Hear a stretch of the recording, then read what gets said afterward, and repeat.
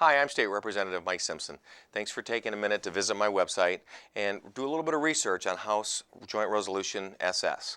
This is a sweeping introduction of a bill that will literally change the way that we function as a government. For years, we've told our local units of government, our school boards, our township officials, that we want them to do more with less. We want them to consolidate, to become leaner and meaner. Well, it's time for Lansing to listen to its own words.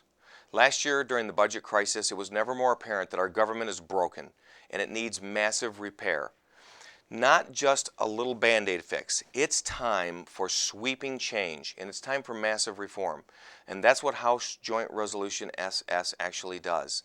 The proposal quite simply takes the 110 members of the House and the 38 members of the Senate, which total 148 legislators, cuts the number completely in half, down to 74 legislators, and consolidates the two chambers into a single chamber.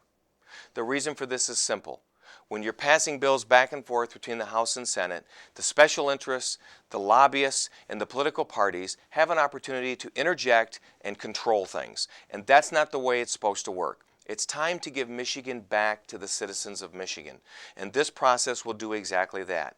Having a single body with 74 seats in it will streamline the process, not only saving $40 million a year, that's right, I said $40 million a year in savings. The process will actually streamline the way government operates, the way government thinks, the way bills are passed. Everything will be much more transparent. Everybody will be able to understand exactly what's going on in Lansing. You'll be able to look at a bill and understand if it's a good bill or a bad bill. It passes. Transparent. Nothing's tied to it. No gimmicks and no games. In addition to that, we're going to do something we've never done before in this body. Under the new rules, under House Joint Resolution SS, there'll be some very, very tough guidelines if you really want to be a state legislator. One of the most important things we will do, we're going to close the door on the lobbying revolving gateway, if you will. If you're a legislator, for every term that you serve in this chamber, you will not be able to become a lobbyist for a minimum of 1 year per term served. Now, this new body will have term limits. The term limits that we will adopt will be the term limits of the House, 3 terms. The length of a term that you will be able to serve in the new body, we will adopt the limits of the Senate, which will be a 4-year term. So if you are a good legislator, you will be able to serve in this body for 3 terms, equaling 12 years. Which means, if you really want to be a lobbyist when you leave this body, you won't be able to do it for a minimum of 3 years after leaving the chamber.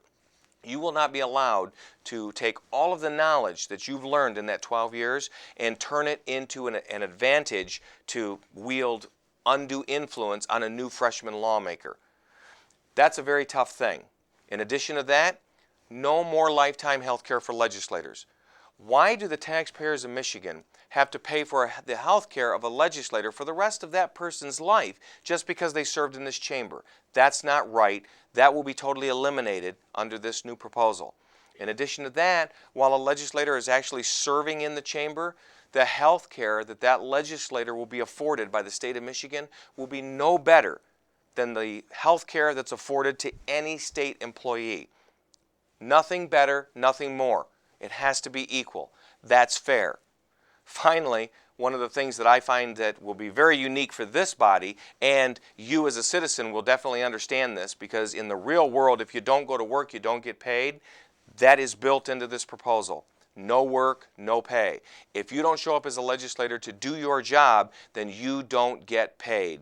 These are very, very simple things that will make this body much more responsive. And in addition to that, we're going to protect the system of checks and balances and actually strengthen the legislature.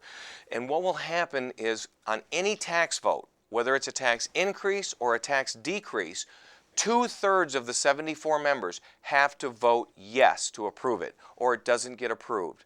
That means that Republicans and Democrats are going to have to get along, they're going to have to negotiate with each other, and they're going to have to make sure that that tax increase or that tax decrease is really the best public policy for the citizens of Michigan, or it doesn't pass. This is sweeping change. This is a massive reform unlike anything that Michigan's ever seen. Thank you for watching.